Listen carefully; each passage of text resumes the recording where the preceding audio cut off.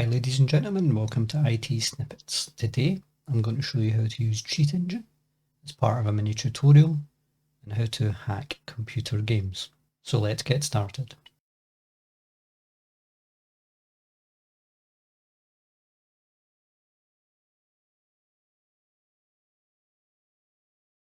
So the game I've decided to choose for this is Open Transport Tycoon Deluxe, better known as OpenTTD. You can get it from www.openttd.org. It's a free game, as in open source software. So you can go there and download it, or it's now actually available in Steam, so you can download via Steam. So I'll just minimize that just now. And to get the actual program we're using, Cheat Engine, you'd go to www.cheatengine.org and click Download Cheat Engine. Both of these applications install like any other Windows application. Just close these just now. Okay, so with that in mind, what you're going to have to do is, or what you're going to want to do rather, is you're going to run Cheat Engine. So you can click on your start bar and just start typing cheat. User account control will kick in, so say yes when it comes up. Okay, and we can see Cheat Engine is now loaded. So now we'd have to load our game that we're wishing to create a trainer for. We'll click OpenTTD here. As you can see, I've got the Steam version. Okay, so the game is now playing. So the first thing we're going to have to do, the simplest thing to do, is to create a new game and just whatever, random settings, it doesn't really matter.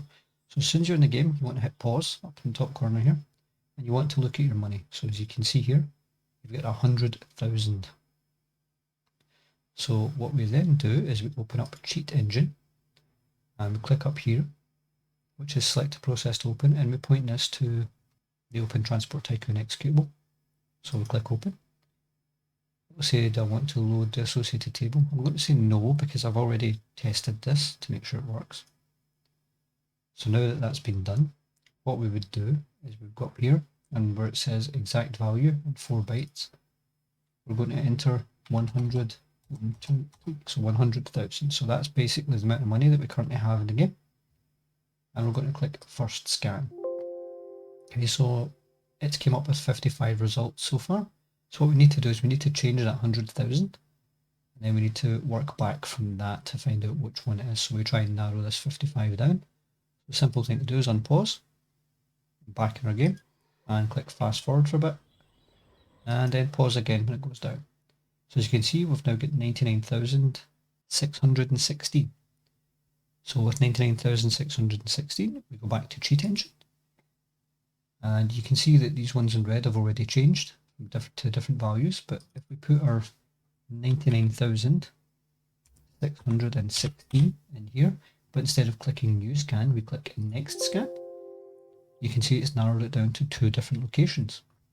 So the interesting thing here is that of those 2 locations, the one in green will never change when rebooting the game. The one that's in white will change every time the game is loaded. So we'll deal with that later. And I'll show you how to make persistent trainers. But for this solution here, I will just show you how to do it. So to work out which one's which, the simplest thing to do is to double click it to add it to the table below. And then click on the value. And then enter another number. So 999999 and hit return. Okay. And we then go back to the game and we unpause it and we leave fast forward on. And as you can see, it's changed to 999608. So we now know inside Cheat Engine that this is the money value. Now that other value here could literally still be your money, but it could be the visual marker for your money. So sometimes the graphical description of your money is different from your actual money, and you may find that there's more than one address that you have to edit. So the fact that I got that first time and it changed first time would suggest that I'm correct and that that is indeed the one that we're after. Also, if you note that after I changed it, the value at the top changed, and the bottom one is jumping around between different values because that's been used for different parts of the game. So once you've found the cache, you can obviously double click it and enter the correct amount, or you can click here to freeze it, and once it's frozen it can neither go up nor down.